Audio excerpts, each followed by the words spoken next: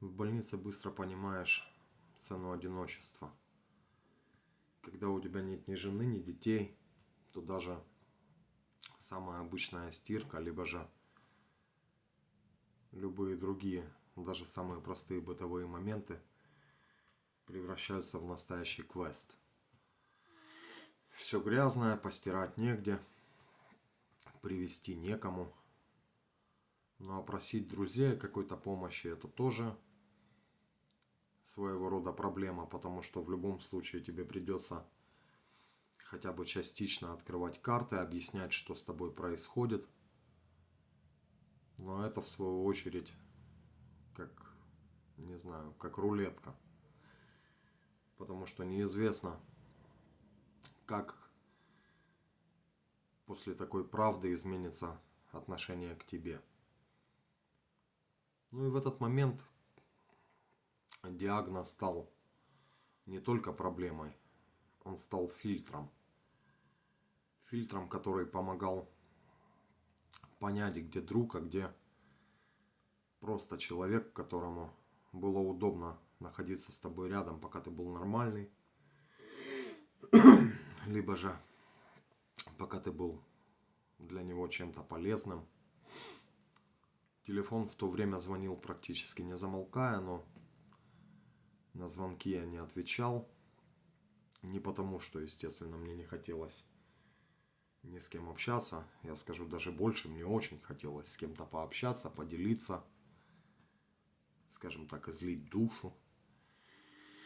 Но я даже физически не мог этого сделать, потому что в больнице я практически никогда не оставался один.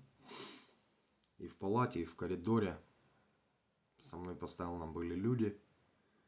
Единственное место это был туалет, но сидеть в туалете и рассказывать кому-то о том, что с тобой происходит, не самое лучшее решение. Ну а спалиться в больнице я не мог себе позволить, потому что, если честно, там было и так не так уж сладко. И тем более мне не хотелось, чтобы изменилось отношение остальных людей в палате ко мне. Я понимал, что с кем-то из друзей делиться в любом случае придется, потому что больница больницей, ты хоть умирай, хоть не умирай, но все равно остаются какие-то бытовые проблемы, моменты, такие как оплата жилья и все такого рода, которые с помощью телефона через интернет ты в любом случае не порешаешь. Поэтому я долго крутил телефон, я долго листал список контактов, смотрел на имена. Ну и как раз тогда начал понимать, что именно в этой ситуации начинаешь фильтровать и узнавать людей. Не по разговорам, не по прошлому, а потому что от них ты понимаешь, что от них можно ожидать. Ну, во всяком случае, мне так казалось.